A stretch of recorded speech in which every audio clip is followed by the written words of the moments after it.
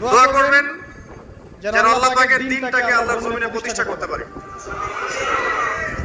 আমার সাথে বলেন, দোয়াটা হচ্ছে আল্লাহুম্মা ইকফিনি বিহালালিকা আন হারামিকা ওয়া আগনিনি বিফদলিকা আম্মান সিওয়াকা।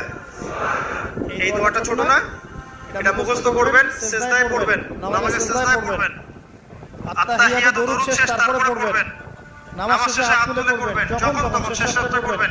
ইনশাআল্লাহ দেখবেন আপনার ঋণ বলতে কিছু থাকবে না ইনশাআল্লাহ। যদি থাকে বড় কোনো ঋণ থাকে আল্লাহ পাক অন্য কোনো মাধ্যমে এটা শোধ করার ব্যবস্থা করে দিবেন ইনশাআল্লাহ। ইনশাআল্লাহ। যে দারিদ্রতা দূর করতে চান, সচ্ছলতা চান, কয়েকটা কাজ করেন। এই যে বললাম, এক নাম্বার সূরাতুল ওয়াকিয়া তেলাওয়াত করেন, 5 ওয়াক্ত নামাজ জামাতে পড়েন, ডেইলি কিছু সময়ের জন্য কোরআন